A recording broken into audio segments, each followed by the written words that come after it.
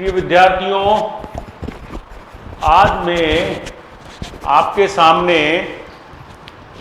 Agronomy का जो एक चैप्टर है प्लांट डिजीज, पौधों में बीमारियां। एक्चुअली में सीधे सीधे आपके सिलेबस में पौधों की बीमारियां नहीं हैं, लेकिन जब आप सारी फसलें पढ़ते हो, चाहे फसल उद्यानिकी फसलें पढ़ें चाहे एग्रोनॉमी की फसलें पढ़ें, सारी फसलों में रोगों की और रोगों बीमारियों की और कीटों की बात होती है, क्योंकि ये बहुत बड़ी मात्रा में बीमारियां और रोग हमारी फसलों को प्रभावित करते हैं और साथ ही साथ उतना ही महत्व इनका परीक्षाओं के प्रश्नों में भी होता है। होता क्या है, अपन जब फसल पढ़ते हैं और उसमें कीट पड़े बीमारियां पड़ी, फिर दूसरी फसल पड़ी उसमें कीट पड़े बीमारियां पड़ी, फिर तीसरी फसल पड़ी उसमें कीड़े पड़े बीमारियां पड़ी, हिंदी में पढ़े, अंग्रेजी में कई नाम हैं, रस्ट है, रोड़ी है, पाउडर मिल्ड्यू है, चूर्णिलासिता है, और कहीं ब्लाइट लिखा है, कहीं झुलसा लिखा है, कहीं पत्ती धब्बा लिखा है।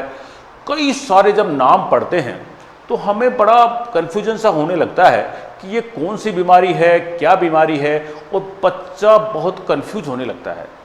इसी कन्फ्यूजन को दूर करने के लिए मैंने क्या किया है, आपकी जो प्लांट डिजीज है उसका एक अलग से वीडियो बनाया है, उसको आप पहले देख लें, और उसको देखने के बाद जब आप फसलें पढ़ेंगे, इस वीडियो को देखने के बाद जब आप फसलें पढ़ेंगे तो आपको बहुत सारी चीज़ें बिल्कुल ट्रांसपेरेंट हो जाएगी, क्लियर हो जाएगी। अब आप पढ़ेंगे तो आपको चीज़ें याद रहने लगेगी एक्चुअल में। तो इसी उद्देश्य को ध्यान में रखकर मैंने दोनों वीडियो बनाए हैं। एक तो प्लांट इंसेक्ट का बनाया है, एंटोमोलॉजी के पार्ट का, जो कीट इंपॉर्टेंट कीट है उनका बनाया है मतलब, और दूसरा प्लांट डिजीज का बनाया है, पौधों में रोगों बीमारियों का चर्चा की है, किस किस प्रकार से चर्चा होती है। अपन बीमारियों के नाम तो पढ़ लिए, अब यही नहीं पता उसका कोजल ऑर्गेनिज्म भी याद कर लिया हमने, पर यह नहीं पता कि ये फंगस है या जीवाणु है या वायरस है या निमेटोड है। तो ये आखिर हो किसके कारण रही है, फंगस क्या होते हैं, जीवाणु क्या करते हैं, किस प्रकार से बीमारियां करते हैं। हम इस चैप्टर को पढ़ने के बाद इतना क्लैरिटी पे पहुंचेंगे ताकि आप ये डिसाइड कर सकते हैं, आपको ये डिसाइड कर सकते हैं कि बीमारियां इस प्रकार से होती है, इनके रोगजनक ये होते हैं और ये इस प्रकार से फसलों में नुकसान पहुंचाते हैं, और जब इनका संक्रमण फसलों में होता है तो इस प्रकार के लक्षण फसलों में आते हैं। इनके नाम हैं, कई हिंदी में नाम, कई इंग्लिश में नाम, नामों में कन्फ्यूजन होता है। अब पर आप बेसिकली इनको समझ लेंगे तो आपको चीज़ें याद रहने लगेगी। इसी उद्देश्य के साथ मैं आज प्लांट डिजीज का चैप्टर ले रहा हूं आपके लिए, और प्लांट डिजीज में जो बात करेंगे अपन प्लांट पैथोलॉजी। प्लांट पैथोलॉजी में ही ये सब चीज़ें आती है, पादप रोग विज्ञान, इसको हम अंग्रेजी में प्लांट पैथोलॉजी, पादप रोग विज्ञान या फाइटोपैथोलॉजी। प्लांट को फाइटो कहते हैं, ध्यान रखें आप, ये वर्ड है फाइटो, कई जगह काम आता है। फाइटो का मतलब होता है प्लांट, क्या होता है, प्लांट है। फाइटो और पैथोलॉजी रोग विज्ञान, और लॉजी चूंकि लगा हुआ है, ये लॉजी रह गया इसमें, कोई नहीं, पैथोलॉजी, ये से लॉजी इसमें लगा हुआ है। लॉजी का मतलब क्या हो गया, ग्रीक वर्ड है, ये बात अपन पहले भी कर चुके हैं। जिन जिन शब्दों के पीछे लॉजी लगा हुआ होता है वो सारे ग्रीक वर्ड है, ये ग्रीक वर्ड है, और इसका मीनिंग क्या है, पादप रोग विज्ञान। फाइटो से पादप, पैथो से रोग, और लॉजस से विज्ञान मीनिंग है इसका। हम जब प्लांट पैथोलॉजी क्यों पढ़ने लगे, क्या जरूरत पड़ गई प्लांट पैथोलॉजी को पढ़ने की, हमारे समाज के लिए, हमारे विकास के लिए, हमारे डेवलपमेंट के लिए क्यों आवश्यकता है आखिर प्लांट पैथोलॉजी की। आप देखिए, जोर की चीज बताता हूं मैं आपको। मैं 1845 में आयरलैंड एक यूरोप का कंट्री है, आयरलैंड में आलू वहाँ का मुख्य भोजन है। जैसे हमारे यहाँ धान, चावल या गेहूं खाया जाता है, उसी प्रकार से आयरलैंड में आलू उनका मुख्य भोजन है। हुआ क्या, 1845 में आयरलैंड में आलू की फसल में एक बीमारी लगी, और बीमारी लगी तो ऐसी बीमारी लगी कि पूरे देश का आलू खत्म हो गया। पूरे देश में आलू की बीमारी इतनी ज्यादा फैल गई कि आलू का उत्पादन बहुत ज्यादा नुकसान हो गया, उत्पादन नहीं हुआ। और इस कारण से आयरलैंड से लगभग 12 12.5 लाख लोग मर गए। आप ताज्जुब करेंगे, जितनी कोरोना से पूरी दुनिया में नहीं मरेंगे, उससे आयरलैंड में उस साल काहे से मर गए? भूखमरी से, क्योंकि उनका मुख्य भोजन आलू था और पूरा आलू खत्म हो गया, वहां का आलू पैदा ही नहीं हुआ। तो 12.5 लाख लोग तो मारे गए थे, वो करीब 15 लाख लोग वहां से पलायन हो गए, दूसरे कंट्रीज में चले गए। और वो कारण क्या था? आलू में लगने वाला रोग। तो इतना महत्वपूर्ण हो सकता है कोई पौधे की बीमारी, कुछ फसलों की बीमारी इतनी महत्व की हो सकती है कि खाने को दाने भी नहीं मिले। इसको महत्व को ध्यान में रखते हुए उसके बाद प्लांट पैथोलॉजी का अध्ययन, स्टडी किस प्रकार से होता है, रोगजनक फसलों में किस प्रकार से नुकसान पहुंचा रहे हैं, कौन कौन बीमारियां फैलाते हैं, सब का अध्ययन होने लगा और जो है आगे प्लांट पैथोलॉजी बढ़ने लगी। इसीलिए आवश्यकता है हमारे प्लांट पैथोलॉजी की। तो 1845 में जो आलू की फसल खत्म हुई थी, एक्चुअल में उस आलू की फसल का खत्म होने का कारण था, आलू में एक रोग लगा था, लेट ब्लाइट ऑफ पोटैटो। उस बीमारी का नाम क्या था? लेट ब्लाइट, पछेती अंगमारी। ब्लाइट का मतलब होता है झुलसा, पौधे झुलस गए, पछेती यानी लेट। फसल जब उग रही थी इस प्रकार से फसल झुलस गई, पौधे झुलस गए, लेट ब्लाइट हो गई। और काहे से झुलस गए? मालूम किया, झुलस, पानी भी दे रहे हैं, सिंचाई भी कर रहे हैं, सब कुछ डाल रहे हैं, कोई गर्मी भी ज़्यादा नहीं पड़ी, क्यों ये सारी क्यों झुलस गए? पता चला इसमें एक कवक, एक फंगस का इन्फेक्शन हो गया। इन पौधों पर काय का इन्फेक्शन हो गया? एक फंगस का, एक कवक का इन्फेक्शन हो गया और उसके कारण से ये पूरी जो है आलू में बीमारी फैल गई और पूरी फसल ही खत्म हो गई। और वो जो फंगस है वो फाइटोप्थोरा, इसका नाम कोई बात नहीं है, लिखा हुआ नहीं है, उस फंगस का नाम है फाइटोप्थोरा इन्फेस्टेंस। क्या नाम है? उस फंगस का नाम था फाइटोप्थोरा इन्फेस्टेंस। इतनी गंभीर ये बीमारी हुई और इसके कारण से 12.5 लाख लोग मारे गए और 15 लोग वहां से आयरलैंड से पलायन हो गए। इस पूरे एपिसोड को जो अकाल कहा गया, अकाल पड़ गया एक तरह का ये, और इस पूरे एपिसोड को, पूरे अकाल को एक नाम दिया गया और उसका नाम रखा आयरिश फेमाइन। क्या नाम रखा? Irish famine. आयरलैंड का अकाल नाम दिया गया इसको। और वो अकाल क्यों पड़ा? आलू के कारण पड़ा। आलू में बीमारी लगी, लेट ब्लाइट ऑफ पोटैटो लगा और एक कवक के कारण था, और कवक का नाम क्या था? फाइटोप्थोरा इन्फेस्टेंस नाम था। तो किसी एक बीमारी के कारण इतना बड़ा नुकसान देखने को मिला हमको उस समय। इसी प्रकार से जब इस प्रकार की कई सारी बीमारियां होने लगी तो उसी के इतिहास में, प्लांट पैथोलॉजी के इतिहास में ही एक बहुत बड़ा काम उस वैज्ञानिकों ने किया और वो वैज्ञानिक का नाम है मिलारडेट। क्या नाम है? मिलारडेट। जब कई प्रकार के फंगस, कवकों की बीमारियां होने लगी तो वैज्ञानिकों ने कई प्रकार के अनुसंधान भी करने लगे। तो अनुसंधान करने लगे तो एक बार क्या हुआ कि रोड पर कोई काम चल रहा था, रोड पर सड़क पर काम चल रहा था और सड़क के दोनों तरफ अंगूर के फसलें उगी हुई थी। अंगूर में डाउनी मिल्ड्यू रोग लगा हुआ था। कौन सा रोग लगा हुआ था? डाउनी मिल्ड्यू रोग लगा हुआ था। तो सड़क पर जब काम चल रहा था, उस सड़क पर चलते हुए काम में नीले थोते का प्रयोग किया गया था और नीले थोते का कुछ अंश उस सड़क के किनारे उगी हुई अंगूर की फसलों पर छिड़का गया। तो जहां जहां वो छिड़का गया नीला थोते का, तो वहां वहां उस जो अंगूर में जो बीमारी लग रही थी उसमें बीमारी में फायदा हो गया। तो केवल सड़क पे चल रहे नीले तोते के काम से अंगूर की फसल में बीमारी में फायदा हो गया और उसी से एक नई विकास हो गया, नया क्या हो गया? आविष्कार हो गया। और आविष्कार क्या हो गया?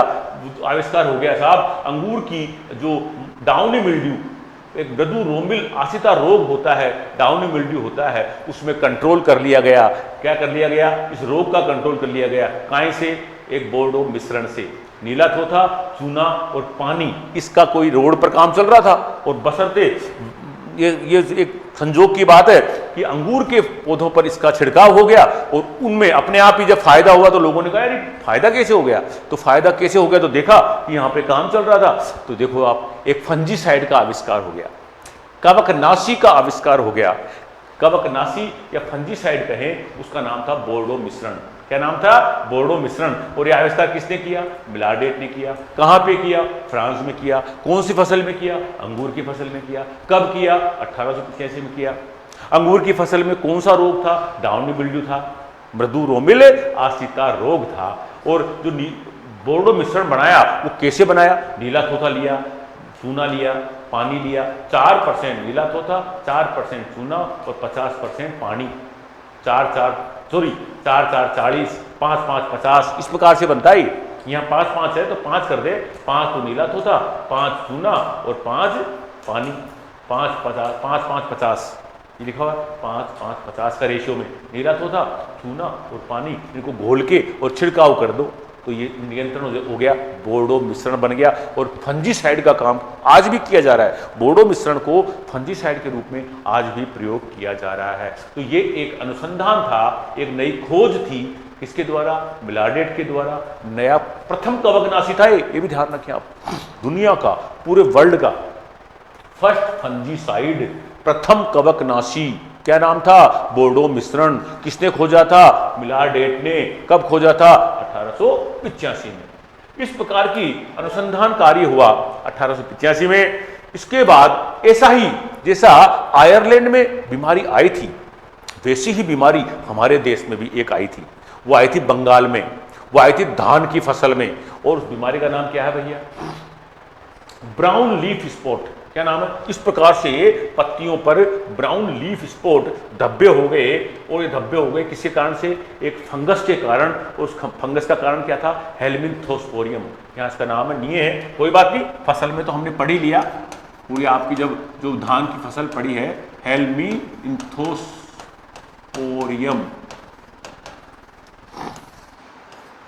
हेलमिंथोस्पोरियम नामक फंगस के कारण इस प्रकार के लक्षण से वहां रोग हुआ।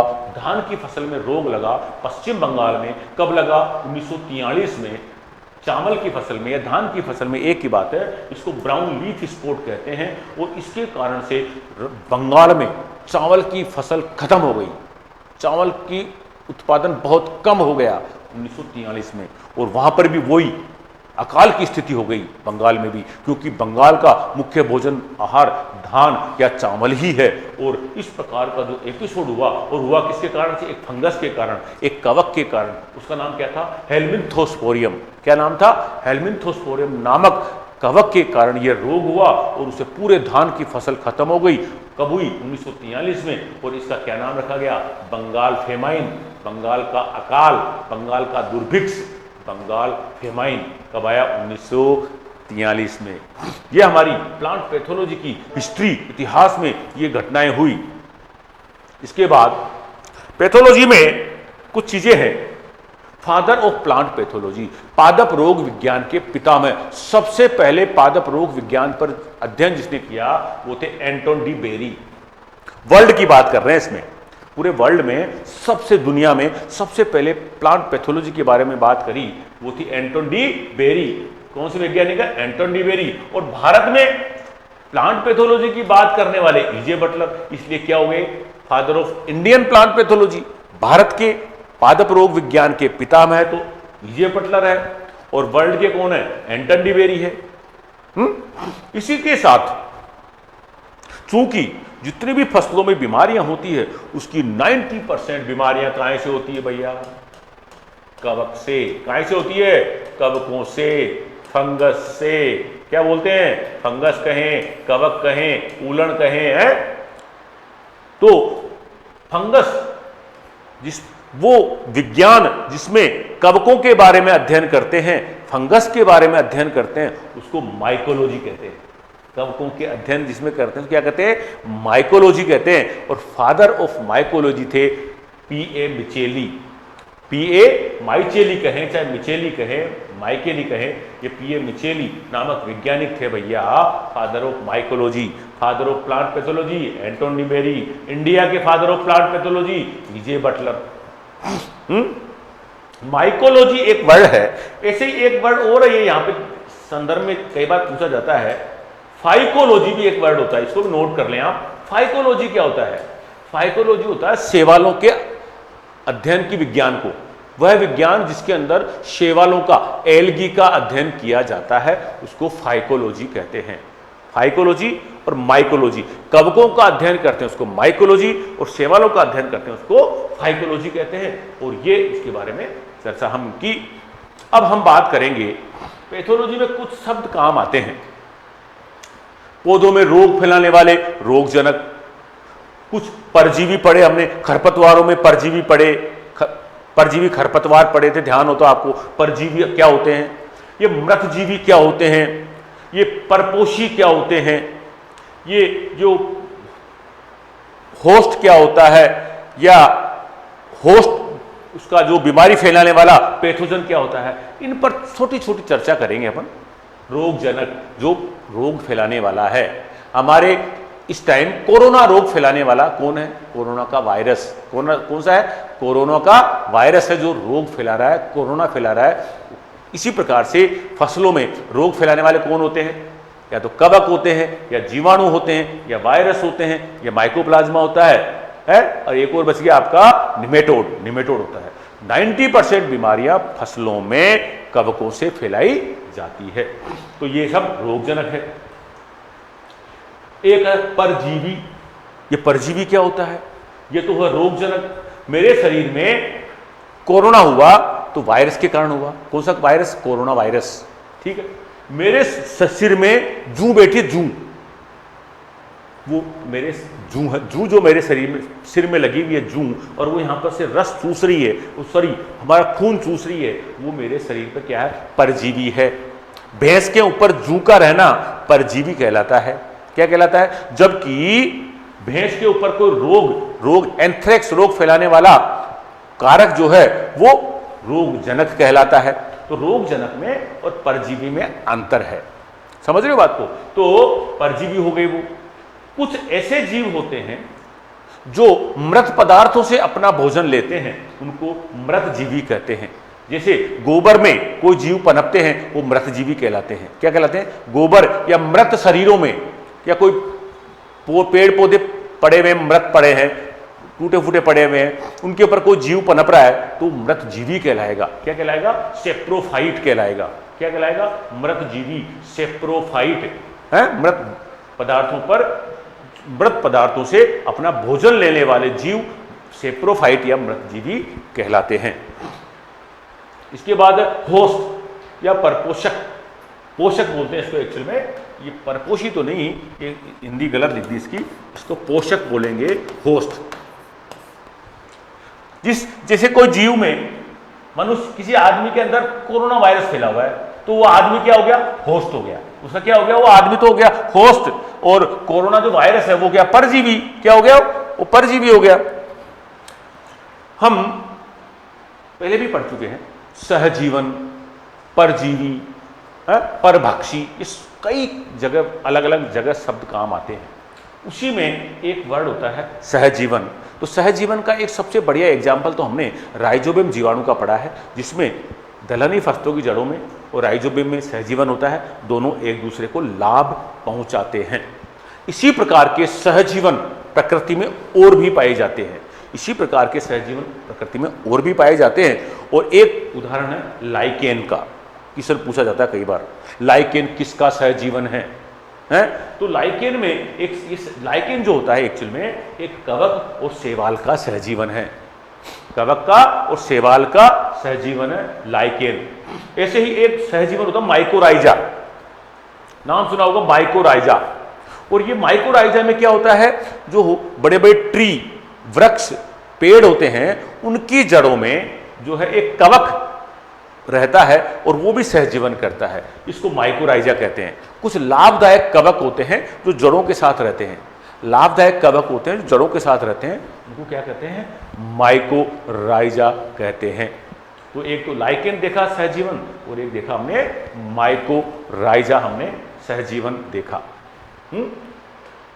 एक बात तो ये बता दूं आपको मैं, जब आप इनको मेरी क्लास में पढ़ने का बेस्ट तरीका है, पहले आप मेरा वीडियो सुने, उसके बाद ये पूरी जो स्लाइड है आपको पीडीएफ फाइल में, नोट्स में आपको मिलेगी। सब पूरी फाइलें आपको नोट्स में पड़ी हुई है, वहाँ से नोट्स को खोलें, अपनी खुद की कॉपी बनाएं, उन पे नोट्स बनाएं। तो आप जब वीडियो सुनने के बाद ये नोट्स बनाएंगे तो आपको हूबहू दिमाग में चलता रहेगा और बहुत अच्छी तरह याद हो जाएगा। फिर भी अगर कुछ कमजोरी रहे उस चैप्टर में तो एक बार वीडियो को और सुने अपना नोट्स खोलकर, तो स्वतः ही आपको कहीं भी कोई तैयारी एक्स्ट्रा करने की जरूरत नहीं है ये दोनों चीजें करने के बाद। तो मैं इसके बारे में कर रहे थे अपन, जो विभिन्न प्रकार के रोग जनक है, कवकों के बारे में बात करेंगे, जीवाणुओं के बारे में बात करेंगे। कई जीवाणु भी पौधों में बीमारियां फैलाते हैं। बैक्टीरिया बोलते हैं जीवाणु को बैक्टीरिया बोलते हैं, और कई बैक्टीरिया भी पौधों में बीमारियां फैलाते हैं। आपने नींबू का कैंकर देखा होगा, कैंकर रोग बैक्टीरिया से फैलता है। आपके कपास में लगता है एंगुलर लीफ स्पॉट, जीवाणु से फैलता है। इस प्रकार के कई रोग है फसलों में जो जीवाणुओं से फैलते हैं। और एक इंपॉर्टेंट बात बता दूं कि जितने भी फसलों में रोगजनक होते हैं, जीवाणु की बात कर रहा हूं मैं, जितने भी फसलों में जीवाणु रोगजनक होते हैं वो सारे के सारे ग्राम नेगेटिव होते हैं। क्योंकि जीवाणु दो प्रकार के होते हैं, एक तो ग्राम नेगेटिव और एक ग्राम पॉजिटिव। समझ गए ना?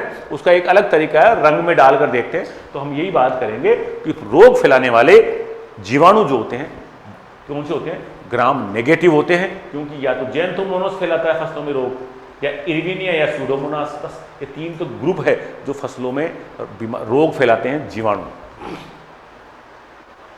विषाणु भी कई रोग फैलाते हैं, जिसको वायरस कहते हैं। वायरस के बारे में हमने बात की थी। वायरस सजीव और निर्जीव के बीच की कड़ी होते हैं, सजीव और निर्जीव के बीच की कड़ी होते हैं। उनमें कोशिका नहीं होती, उनमें कोशिका द्रव्य नहीं होता, उनमें केंद्रक नहीं होता, तो उसको जीव तो कह ही नहीं सकते। परंतु वो सजीवों की भांति अपनी वृद्धि करते हैं, जनन करते हैं, इसलिए उनको सजीव कहना पड़ता है। तो कई विषाणु, जैसे कोरोना ही बात कर लें अपन, कोरोना भी एक वायरस है और जिसका कोई अता पता नहीं है, उसे मारना जाना ही मुश्किल है। केवल उसकी वैक्सीन ही हमारी जान बचाने का एक साधन है जो हमको लगवानी है। कुछ विषाणु हैं, मैं वायरस की या विषाणु की बात कर रहा हूं, कुछ विषाणु हैं जो जीवाणुओं को मार देते हैं, खाके जीवाणुओं में संक्रमण कर देते हैं। ऐसे विषाणु जो जीवाणुओं को मारते हैं उनको भैया बैक्टीरियोफाज कहते हैं। ये वर्ड कई बार पूछा गया भैया, बैक्टीरियोफाज किसे कहते हैं? बैक्टीरियोफेज किसे कहते हैं? वह विषाणु जो जीवाणुओं को पर संक्रमण करके उनको मार देते हैं, ऐसे विषाणुओं को बैक्टीरियोफाज कहते हैं। ठीक है, अब हम बात करेंगे कि हमारी फसलों में आखिर बीमारियां फैलाते कौन कौन हैं। जो बीमारियां पौधों में फैलाते हैं वो एक तो है कवक, फंगस, एक विषाणु, वायरस, वह जीवाणु, बैक्टीरिया, फिर है निमेटोड, सूत्रकृमि, फिर है माइकोप्लाज्मा। इसको फाइटोप्लाज्मा भी कहते हैं। पादपों में रोगजनक फैलाने वाले माइकोप्लाज्मा को फाइटोप्लाज्मा भी कह सकते हैं। तो ये जो कारक है प्रमुख रूप से बीमारियां फैलाते हैं फसलों में, है फंगस, कवक, विषाणु, वायरस, जीवाणु, बैक्टीरिया, सूत्रकृमि, निमेटोड, माइकोप्लाज्मा। इनके कई बार नाम में कंफ्यूजन होता है। जीवाणु का, विषाणु के नामों में कंफ्यूजन होने की कोई आवश्यकता नहीं है आपको, है? थोड़ा सा मैं इनके बारे में चर्चा कर लूं पहले, उसके बाद अपन करेंगे। देखो इधर देखेंगे अपन, जो कवक होते हैं ये तंतुओं के रूप में पाए जाते हैं। तंतुओं के रूप में, काय के रूप में पाए जाते हैं? सूक्ष्म तंतुओं के रूप में पाए जाते हैं। इस प्रकार के तंतु होते हैं इनके, तो इस प्रकार की कोशिकाएं तंतुओं के रूप में पाई जाती है, बीच में केंद्रक होते हैं, इस प्रकार के हैं। इनको माइसीलियम कहते हैं। क्या कहते हैं? माइसीलियम कहते हैं। और जिसमें इसका अध्ययन करते हैं उसको माइकोलॉजी कहते हैं। अभी बात की थी अपने कवकों का, जिसमें अध्ययन करते हैं उसको माइकोलॉजी कहते हैं। और फादर ऑफ माइकोलॉजी की बात भी की थी अपने अभी, मिचेली फादर ऑफ माइकोलॉजी है ना, पीए मिचेली। ठीक है, ये इस प्रकार की संरचनाएं होती है। एक देखा जाए तो आपने कई बार अचार के ऊपर जो उलण आ जाती है वो भी एक फंगस है। क्या है? कवक हो जाता है। पहले तो सफेद होता है और फिर वो धीरे धीरे काली पड़ जाती है, वो एक फंगस है, एक कवक है। अब बात करेंगे विषाणु की। विषाणु कई बीमारियां फैलाते हैं, पर्णकुंचन है, मोजेक रोग वगैरह है। विषाणु मैंने बताया आपको सजीव और निर्जीव के बीच की कड़ी होती है। इसमें कोई कोशिका नहीं होती है, कोई केंद्रक नहीं होता है, इस प्रकार की संरचना पाई जाती है। ये बाहर तो एक प्रोटीन का बना हुआ खोड़ होता है जिसको कैप्सिड कहते हैं। क्या कहते हैं?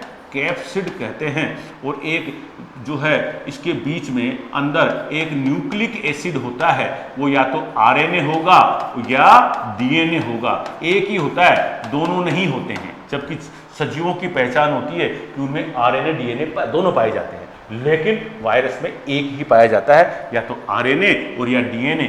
और यहां पर चूंकि पादप वायरस की बात कर रहे हैं तो पादप वायरस में आरएनए पाया जाता है, ये डीएनए तो जंतु वायरस में पाया जाता है।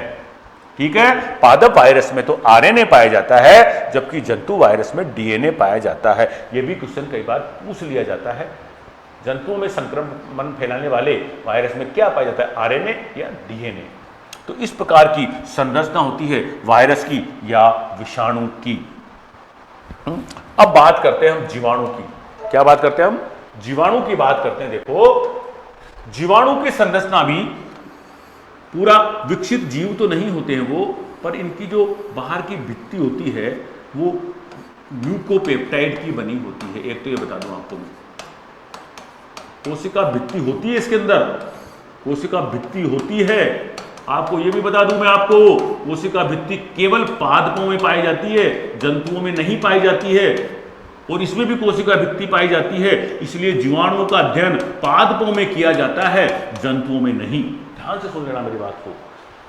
जीवाणु के चारों तरफ कोशिका भित्ति पाई जाती है, और कोशिका भित्ति केवल पादपों में ही पाई जाती है, जंतुओं में नहीं। इसलिए जीवाणु का अध्ययन पादपों में किया जाता है, जंतुओं में नहीं।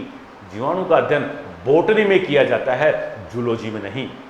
समझ गए? तो इस प्रकार से ये जीवाणु होते हैं, और इनके अंदर विकसित केंद्रक का अभाव होता है। केंद्रक जो होता है पूरी कोशिका में फैला हुआ रहता है, इसीलिए इनको प्रोकैरियोटिक भी कहते हैं। क्या कहते हैं? प्रोकैरियोटिक जीव होते हैं ये, अविकसित जीव होते हैं, और ये रोगजनक होते हैं और फसलों में कई रोग फैलाते हैं। और कई रोग फैलाने वालों में एक तो जेंथोमोनास मुख्य रूप से है, एक सूडोमोनास मुख्य रूप से है, सूडोमोनास, और एक इर्विनिया के नाम से भी आएगा, वो बात करेंगे जब फसलें पढ़ेंगे अपन जब। तो ये जीवाणुओं की बात कर रही है अपने। अब हम बात करेंगे सूत्रकृमियों की, निमेटोड की। सूत्रकृमियों की बात करेंगे, निमेटोड की बात करेंगे। और सूत्रकृमि या निमेटोड बिल्कुल धागे रूपी जीव होते हैं, केंचुए जैसे दिखते हैं, परंतु केंचुए तो बहुत बड़ा और बहुत मोटा होता है, ये दिखते बिल्कुल भी नहीं, आंखों से दिखाई नहीं देते, बिल्कुल धागे रूपी संरचना होती है इनकी निमेटोड की। और ये मृदाओं में पाए जाते हैं, भूमि में रहते हैं और जड़ों में संक्रमण करते हैं, जड़ों को नुकसान पहुंचाते हैं। कुछ फसलों में तो ये जड़ों से ऊपर बाली तक भी पहुंच जाते हैं। गेहूं की बाली में नीचे जड़ों से लेकर बाली में पहुंचकर ये एक ईयर कोकल नाम की बीमारी पैदा कर देता है। जबकि टमाटर, बैंगन और विभिन्न फसलों में ये जड़ में रूट नोट जड़ ग्रंथि रोग फैलाता है। कौन? निमेटोड कई बीमारियां फैलाता है। इसके बाद माइकोप्लाज्मा, जो इनको फाइटोप्लाज्मा भी कहते हैं, क्योंकि ये पौधों में बीमारियां फैलाते हैं, और ये जीवाणुओं से भी छोटी संरचना होती है और बिल्कुल एमोर्फस होती है। इनको क्या होता है, वो फिक्स संरचना नहीं होती है, बहुत सूक्ष्म जीव होते हैं माइकोप्लाज्मा। और ऐसी इतना सूक्ष्म होता है कि ये जीवाणु जिन छलनियों से छन जाते नहीं छनते, उसमें से भी ये पार हो जाते हैं, बहुत सूक्ष्म होते हैं एक्चुअली में माइकोप्लाज्मा। तो अब हम बात करेंगे विभिन्न प्रकार की रोगों की जो अलग अलग फसलों में होते हैं, देखेंगे बात। देखो, सबसे पहले बात करते हैं, हमने फफूंद से होने वाले रोगों की बात करते हैं, कवकों से होने वाले रोगों की बात करते हैं, फंगस से होने वाले रोगों की बात करते हैं। कौन कौन से होते हैं? रोड़ी रोग या किट रोग, रोड़ी या किट रोग। अब इसमें नामों में देखें आप, इसको हिंदी में रोड़ी भी कहते हैं, किट भी कहते हैं, एक्चुअल में यह रस्ट है। रस्ट को पता है हिंदी में क्या मीनिंग होता है इसका? रस्ट होती जंग लगना।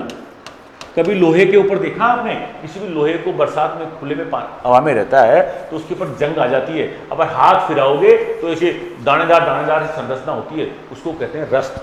तो इसी प्रकार के लक्षण फसलों पर आते हैं। पत्तियों पर हाथ फिराओगे तो दानेदार संरचना ऐसी नजर आने लगती है, और इसलिए ये रस्ट कहलाता है। दूसरी बीमारी है कंडुआ या स्मट रोग। इसमें स्मट का मीनिंग होता है काड़ा चूर्ण। क्या होता है? काले रंग का चूर्ण होता है, काले रंग का चूर्ण होता है, बीजों में बन जाता है, दानों के स्थान पर काला पाउडर पाया जाता है। कुछ फसलों में पत्तियों पर भी होता है, पत्तियों पर भी होता है। मुख्य रूप से गेहूं में, जौ में, ज्वार में और जो है बाजरे में ये जो अपने बीजों के स्थान पर काला चूर्ण बन जाता है, स्मट, काला चूर्ण, इस प्रकार के लक्षण आते हैं।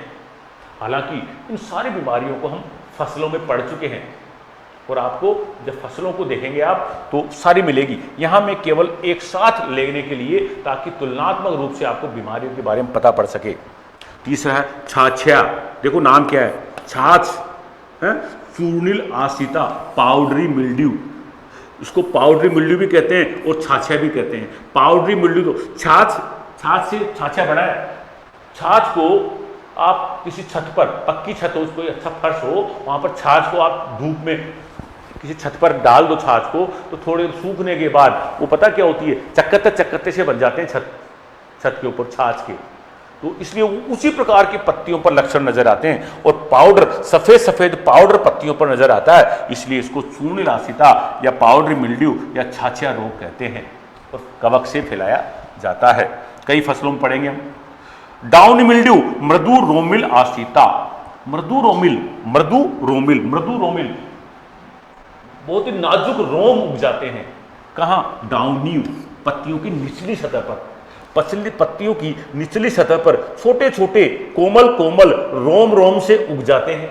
नीचे तो रोम से उग जाते हैं और उन्हीं के ऊपर पत्ती पीली पड़ जाती है, पीले चकत्ते हो जाते हैं। इस प्रकार के लक्षण डाउनी मिल्ड्यू कहलाते हैं। और इससे प्रकाश संश्लेषण पर विपरीत प्रभाव पड़ता है पौधे के पर और पौधे का विकास रुक जाता है। इसी प्रकार से पत्ती धब्बा रोग आपने कई पढ़े होंगे। मूंगफली में टिक्का रोग देखा हमने, कई बीमारियों में, कई फसलों में पत्ती धब्बा रोग पड़ेंगे, काले चकत्ते हो जाते हैं और उससे प्रकाश संश्लेषण पौधा नहीं कर पाता है और पौधा कमजोर हो जाता है और पौधों में नुकसान होता है। झुलसा, जब यही पत्ती धब्बे, जो छोटे छोटे धब्बे होते हैं, ये बड़ा रूप धारण कर लेते हैं, पत्ते झुलसने लग जाते हैं, तो वो क्या हो गया? ब्लाइट हो गया। क्या हो गया? ब्लाइट हो गया, झुलसा रोग हो जाता है। इसके बाद डाईबैक, उल्टा सूखना, डाईबैक। कुछ फसलों में ऐसे रोग होते हैं कि पौधा ऊपर से सूखता हुआ नीचे की तरफ सूखता हुआ मर जाता है। शुरुआत कहां से होती? ऊपर से। डाईबैक, उल्टा मरना, उल्टी तरफ से मरना, नीचे से नहीं मरना, ऊपर की तरफ से नीचे की तरफ सूखता हुआ पौधा आता है, डाईबैक कहलाता है। फंगस से होता है, कुछ पोषक तत्वों की कमी से भी होता है और मुख्य रूप से फंगस से होता है। एक होता है आर्द्र गलन, नर्सरी की सबसे प्रमुख बीमारी है। नर्सरियों में होने वाले सबसे प्रमुख बीमारी आर्द्र गलन, पपीता, टमाटर, इन ऐसी फसलों में होने वाली आर्द्र गलन। इसमें क्या होता है कि नर्सरी में थोड़ी सी भी ज़्यादा नमी रह जाती है तो पौधे गलने लग जाते हैं और एक्चुअली में वो नमी से नहीं, कुछ फंगस होती है, पीथियम फाइटोफथोरा नाम की फंगस होती है, वो उनको गला देती है, तो वो आर्द्र गलन हो जाता है। नर्सरी की सबसे प्रमुख बीमारी है डैम्पिंग ऑफ या आर्द्र गलन। म्लानी, उखटा, मुरझाना या विल्टिंग, तो कई नाम है। म्लानी, उखटा, मुरझाना या विल्टिंग, पौधे का मुरझा जाना। खेत में पानी भी दे रखा है, सिंचाई में कमी नहीं है, पानी है, फिर भी पौधा मुरझा जा रहा है। वो एक फ्यूजेरियम ऑक्सीस्पोरम नाम की कवक होती है, फंगस होती है, वो जड़ों से घुसकर इसके जाइलम में जाकर, जाइलम में जिससे पानी चढ़ता है उसमें जाकर उसको ब्लॉक कर देती है और पौधे में ऊपर पानी चढ़ना ही बंद हो जाता है। पाइपलाइन रुक गई पौधे की तो पौधा सूखेगा ही सूखेगा, भले आप पानी खेत में डालते रहो। विल्टिंग, उखटा, मुरझाना, इस प्रकार से पौधा मुरझाकर मर जाता है, इसको विल्टिंग कहते हैं। इसके बाद जड़ गलन या रूट रोट, कई फंगस के कारण मूंगफली में प्रमुख रोग है ये, जड़ गलन हो जाती है। मैक्रोफोमिना और 2-3 ऐसी जो है स्क्लेरोसियम, 2-3 ऐसी कवक है जो जड़ों को गला देती है, सड़ा देती है और रूट रोट हो जाता है। अब इनके बारे में अपन विस्तृत जानकारी आगे लेंगे सबके बारे में। इसी प्रकार से विषाणु से होने वाले 2 बीमारियां प्रमुख है। एक तो मोजेक, जिसमें पत्तों पर चकत्ते बन जाते हैं, हरे पीले चकत्ते बन जाते हैं। एक पर्णकुंचन, जिसमें पत्ते छोटी छोटी पत्तियां रह जाती है, पत्तियों को पूरा विकास नहीं होता है, छोटी छोटी पत्तियां रहकर इस प्रकार से दोने के रूप में संकुचित हो जाती है, पर्णकुंचन।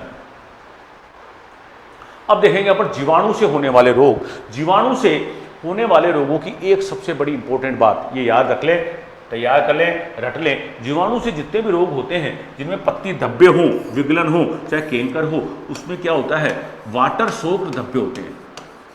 ऐसा लगता है जैसे कोई पानी पी गए, कोई धब्बे होते हैं ना, गीले गीले होते हैं, जैसे कोई गीला गीला खुरंड आता है, तो इस प्रकार की पहचान होती है कि साहब ये जीवाणु से होने वाला पत्ती धब्बा रोग है या इसका रोट है या कैंकर है। वाटर सोक्ड स्पॉट बोलते हैं इनको, वाटर सोक्ड, पानी पिया हुआ धब्बा, गीला गीला, वाटर सोक्ड। इस वर्ड को रट लो आप, ये जीवाणु में काम आता है, वाटर सोक्ड। इसको हिंदी में बोलते हैं जलासिक्त, जलासिक्त, वाटर सोक्ड। इसके बाद लेंगे अपन सूत्रकृमि से होने वाले रोग, निमेटोड से होने वाले रोग। और निमेटोड से होने वाले रोग में एक तो रूट नोड है, जड़ ग्रंथि है, टमाटर बैंगन में होती है, जड़ों में ग्रंथियां बन जाती है, पौधे का विकास रुक जाता है, क्योंकि जड़ों में रहकर निमेटोड। एक जो में मोलिया रोग होता है, बहुत प्रमुख रोग है जो का मोलिया रोग होता है। गेहूं में एक और रोग होता है ईयर कोकल, वो भी निमेटोड से ही होता है। इस प्रकार के निमेटोड सूत्रकृमि से रोग होंगे। अब इन रोगों के लक्षणों के बारे में हम यहां चर्चा करेंगे ताकि आपके दिमाग में बैठ जाए, अरे हाँ यार इस बीमारी में ये होता है। अब एक एक करके हम देंगे आगे से। देखो आप, सबसे पहले ले रहे हैं हम रोड़ी, रस्ट। रस्ट की बात की थी, रस्ट क्या होती है, जंग लगना। क्या होती है, जंग लग जाती है लोहे पे, उसको रस्ट बोलते हैं। जंग लग जाती है लोहे पे, उसको रस्ट बोलते हैं। उसी प्रकार की जंग लग गई पत्तियों पर। देखो आप इस पर हाथ फिराओगे ना, इस पर अगर हाथ फिराओगे तो इसे दानेदार दानेदार नजर आएगा ऐसे ऐसे। और देखो पत्तियों पर, तने पर, पत्तियों पर पूरे, ये गेहूं की पत्तियां हैं, ये जो रोड़ी होती है ना, येलो स्ट्राइप, 2-3 तरह की रोड़ियां होती है गेहूं में। गेहूं में देखो ब्लैक रस्ट लगती है, येलो रस्ट लगती है, और ब्राउन रस्ट लगती है गेहूं में। और भी इसमें और भी कई फसलों में किट की, इसको हिंदी में देखो किट कहते हैं, रोड़ी भी कहते हैं, अंग्रेजी में रस्ट कहते हैं, और इसका मीनिंग जंग लगना होता है। इस प्रकार के लक्षण आते हैं रोड़ी रोग में, किट रोग में। और इन सभी रोड़ियों में पता है इलाज के लिए क्या काम में लेते हैं, 25 किलो गंधक का चूर्ण प्रति हेक्टर, 25 किलो गंधक का चूर्ण प्रति हेक्टर का बुरकाव किया जाता है रोड़ी रोगों में। कंडवा रोग बात की थी मैंने, कंडवा, कंडे का चूर्ण, काड़ा चूर्ण, गेहूं की बाली में देखिए आप, ये पूरे ये सामान्य बाली है, इसके देखो आप हालत देखो, काली हो गई पूरी। ये लूज स्मट था, इसमें काला चूर्ण भी उड़ गया पूरा, देखो आप कुछ नहीं बचा नीचे में, है स्मट, है कंडवा, काला चूर्ण। देखो ये ज्वार का देखो सिट्टा, देखो आप क्या हाल हो गया, इसके दाने काले पड़ गए। और इसको अगर फोड़ के देखो उन दानों को तो काला पाउडर निकलता है इसमें से, कोयले का चूर्ण निकलता है। ये देखिए आप, देखिए आप इस प्रकार के स्मट हो जाते हैं। तो इसके लिए क्या करोगे, इसको बीजोपचार करके फसलों को बोएंगे। अगर ये बीज वापस बोने में आ गए तो फिर अगले साल फिर सत्यानाश है। तो इन बीजों को हटाओगे आप, इन बीजों, ये बीज बुआई में काम नहीं आने चाहिए, हैं? तो बीजों को उपचारित करके बोएंगे, हैं? तो बीजों को उपचारित कैसे करके बोएंगे, अगर जो है लूज स्मट है, आपको गेहूं और जौ में पड़ा होगा अपने, अनावृत कंडवा है, तो हमको उसके बाद इंटरनल सीड बोर्न डिजीज होती है वो, और उसके लिए हमको विटावैक्स काम मिलेंगे, प्लांट वैक्स काम मिलेंगे, कुछ में थायरम और कैप्टान काम मिलेंगे, बीजोपचार के काम मिलेंगे। बीजोपचार करके बोएंगे, प्लस नमक के पानी में इनको डुबोकर इस प्रकार के जो काले चूर्ण वाले बीज है उनको हटाकर फेंकेंगे। ये इसका इलाज होता है कंडवा रोग का। काय का? कंडवा रोग का। इसके बाद देखिए आप छाछ के जैसे स्पॉट, सूखी छाछ के जैसे स्पॉट हो गए पत्तियों पर, सूखे सूखे पाउडर हो गया है, तो पाउडर ये भी, परंतु ये व्हाइट रंग का पाउडर है। इस प्रकार से पूरी पत्तियों को कवर कर लेता है। प्रकाश संश्लेषण क्या करेगा पौधा, क्या उसकी वृद्धि होगी, क्या उसका विकास होगा, यह हालत जाती है। इसको छाछिया कहते हैं, चूर्णिलाशिया कहते हैं, पाउडरी मिल्ड्यू कहते हैं। इसका भी रस्त की तरह ही 25 किलो गंधक का चूर्ण और कुछ और भी दवाइयाँ हैं इसमें, अलग अलग फसलों में अलग अलग काम में लेंगे। कैलेक्शिन दवा काम में ले सकते हैं इसके अंदर, और अलग और भी दवाइयाँ हैं जो काम में ली जा सकती है। मुख्य रूप से 25 किलो गंधक का चूर्ण लेते हैं। इसके बाद डाउनी मिल्ड्यू, मृदु रोमिल आश्रिता, मृदु रोमिल, पत्ती के नीचे की सतह पर तो छोटे छोटे रोम उग जाते हैं, छोटे छोटे रोम उग जाते हैं पत्ती की सतह पर, और ऊपर की सतह इस प्रकार से पीली होकर, धब्बे होकर, पीले होकर, धब्बे होकर और पीले पड़ जाते हैं। तो इसके लिए क्या करेंगे भैया? इस प्रकार के रोग, फंगस से रोग होता है, ये कौन से होता है? अलग अलग फसल में 2-3 तरह की फंगस है, उनके रोग जनक अलग अलग हैं। करेंगे क्या इसके लिए? इसके लिए करेंगे डाइथेन M45 या मैंकोजेब, डाइथेन M45 या मैंकोजेब का 0.2% का छिड़काव करेंगे, फफूंदनाशी का छिड़काव करेंगे, हैं? इस प्रकार से डाउनी मिल्ड्यू रोग पर नियंत्रण पाया जा सकता है। देखो पत्ती धब्बा रोग, देखो क्या क्या पत्ती के धब्बे लगे, ये मूंगफली का टिक्का रोग है, ये देखो मूंगफली का टिक्का रोग आ रहा है, धब्बे धब्बे हो गए, फंगस, पर्नोस्पोरा नाम की फंगस ने इस प्रकार के धब्बे कर दिए। और देखो पत्ती धब्बा एक प्रकार का और होता है, देखो आप ये इस प्रकार की फैल गई, पत्ती धब्बा रोग हो जाता है। इसके लिए भी वही फंगस फैलाती है, इसके लिए भी वही मैंकोजेब डाइथेन M45 का छिड़काव किया जाता है। इसके अलावा जितनी भी इस प्रकार की बीमारियां हैं जो भूमि मृदा से फैलती है, उनके लिए हम फसल चक्र भी अपनाएंगे, क्योंकि इन फसल अवशेष जो होते हैं ना, ये मिट्टी में गिर जाते हैं फसल काटने के बाद, और ये अगले साल ज़्यादा फैलाएंगे, इसलिए हमको इनमें फसल चक्र अपनाकर भी फायदा मिलेगा। झुलसा रोग, पत्ती धब्बा रोग तो छोटे छोटे थे, अब झुलसे में बड़े हो जाते हैं धब्बे, ये बड़े हो गए, झुलस गई पत्ती पूरी, फल तक भी पहुंच गए झुलसा।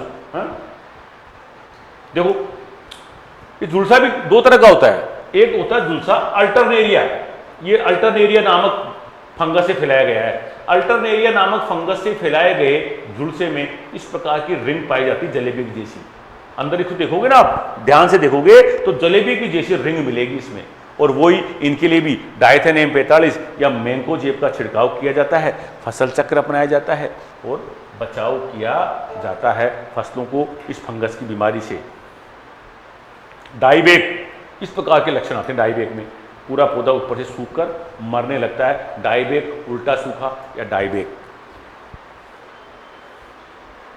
आर्द्र गलन रोग, यह प्रमुख रूप से नर्सरी का रोग है। काय का रोग है? प्रमुख रूप से नर्सरी का। छोटे पौधे इस प्रकार से मुरझाकर, गड़कर और मर जाते हैं नर्सरी में, हैं? और इस प्रकार देखो, इस प्रकार से यहाँ पर गड़कर भूमि के आसपास, या फंगस का संक्रमण होता है यहाँ पर, ये फंगस का संक्रमण होता है और पौधा टूटकर गिर जाएगा या गड़कर या मरकर गिर जाएगा।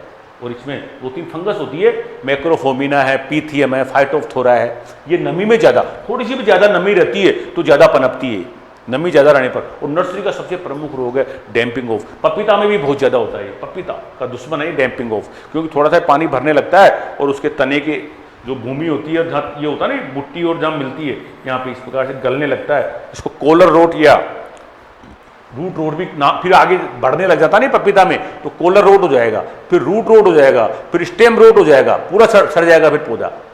तो डैम्पिंग ऑफ जो पीथियम नाम की बीमारी से और फाइटोप्थोरा नामक बीमारी, वो सॉरी कवकों से फैलता है। ये देखो आप, मलानी उकटा या विल्टिंग, चने का उकटा देखा होगा आपने, क्योंकि चने में अगर बुआई 10 सेंटीमीटर से कम गहराई पे कर देते हैं तो क्या होता है, चने में उकटा रोग हो जाता है। अमरूद का विनाशकारी रोग है उकटा रोग। अमरूद का देखिए आप, यह हालत हो गई आपके तबीजी अजमेर में सैकड़ों बगीचों को, ऐसे सैकड़ों पौधे हो गए वहां पर अमरूद के, सारे बगीचे के बगीचे हटाने पड़े, ऐसे सूख गए। अब क्या ये क्या होता है, ये पीथियम से, एक फ्यूजेरियम नाम की फंगस से होता है। क्या होता है उसका नाम, फंगस का नाम क्या है, फ्यूजेरियम। और ये कहां पाई जाती है, मृदा में पाई जाती है, और ये मृदा से जड़ों में प्रवेश करती है, और जड़ में प्रवेश करके वो जाइलम में जाकर बैठ जाती है, जाइलम में जाकर अपनी पूरी वृद्धि कर लेती है। तो इस प्रकार से पूरा जाइलम, पानी तो ऊपर जाएगा ही नहीं, क्योंकि जाइलम में तो फ्यूजेरियम बैठा है, ऊपर पानी जाएगा ही नहीं, पूरा पौधा सूख गया। अब कोई इलाज ही नहीं, इसका कोई इलाज नहीं है सिवाय इसके इनको काट के हटा दो और इस बगीचे में अमरूद दोबारा मत उगाना कभी भी। क्योंकि देखो फसलों में तो क्या होता है, फसल तो 6 महीने की होती है, 6 महीने के बाद दूसरी फसल उगा लोगे, अगले साल उगा लोगे आप, और नुकसान भी हो गया और खत्म भी हो गए तो भर भुगतेंगे। पर फल वृक्षों में कहां तक भर भुगतोगे आप, 4-5 साल बाद तो फल आने लगेंगे, और उसके बाद अगर बीमारी आ गई तो पूरे 5 साल का आपका खत्म हो गया। और ऐसे ही अगर दोबारा लगा दिए तो 5 साल फिर गए, होगा जीवन पूरा आपका। तो इसीलिए जो है ये फल वृक्षों में तो उस खेत में दोबारा अमरूद नहीं उगाने जिसमें एक बार म्लानी रोग आ गया है।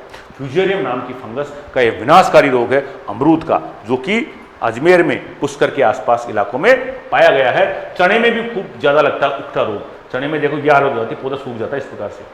यही फ्यूजेरियम इसकी जड़ों से घुसकर इसके तनों के अंदर जालम में जाके बैठ जाता है, तो पौधे के पानी में ऊपर चढ़ता ही नहीं है और पौधे सूख जाते हैं। म्लानी उकठा, क्या करोगे इसका इलाज? इसका इलाज तो भैया फसल चक्र अपनाना पड़ेगा।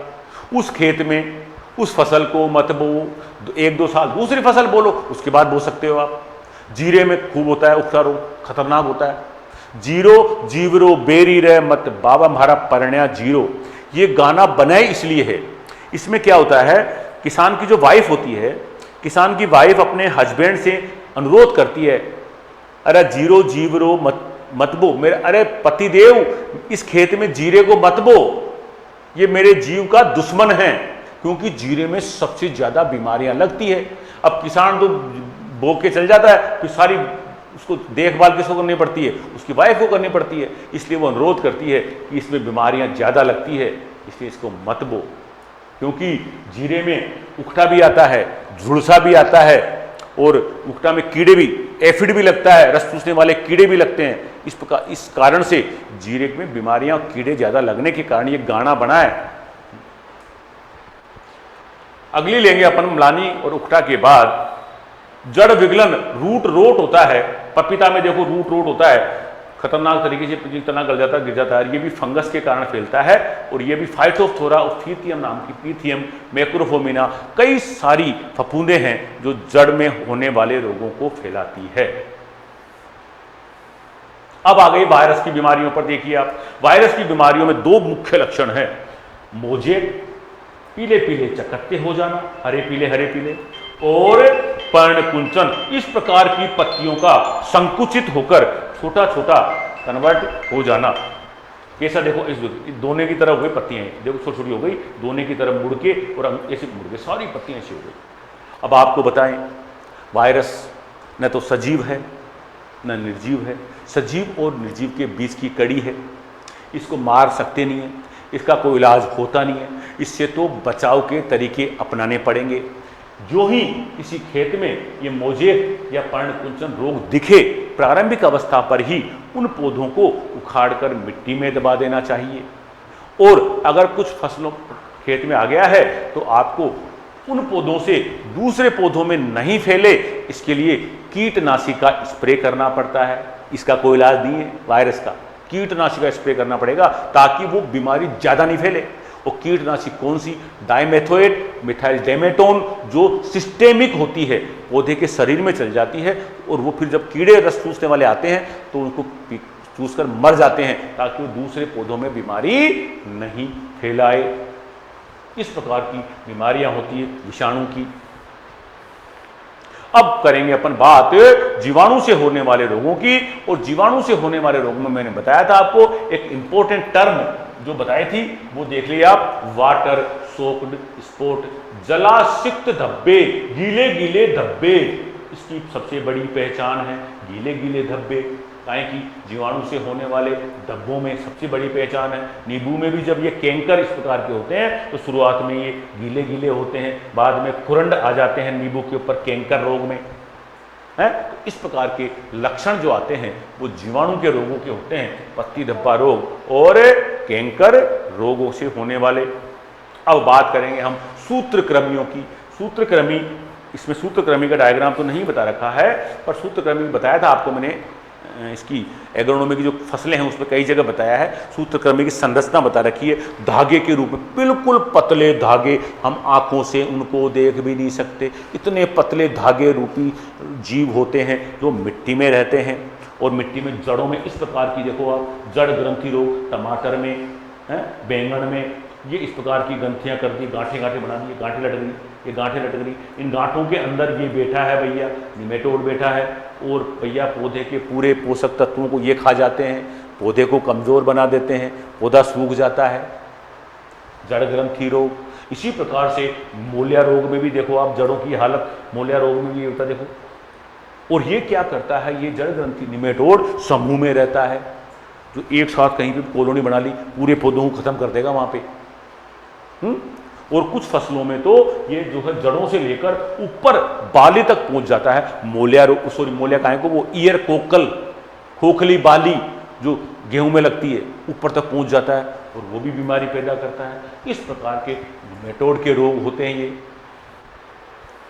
और लास्ट में बचता है माइकोप्लाज्मा, और जिसको फाइटोप्लाज्मा भी कहते हैं। और ये कुछ बीमारियां करता है, जैसे बैंगन में करता है लिटिल लीफ, बैंगन का डायग्राम है, बैंगन में देखो छोटी छोटी पत्तियां हो जाती हैं इस प्रकार की, इस माइकोप्लाज्मा के कारण हुआ ही है। तो ये भैया इंपॉर्टेंट लक्षण बताए मैंने आपको, जो पौधों में बीमारियों के कारण होते हैं। फंगस की बीमारियां, जीवाणुओं की, वायरस की, निमेटोड की, माइकोप्लाज्मा की।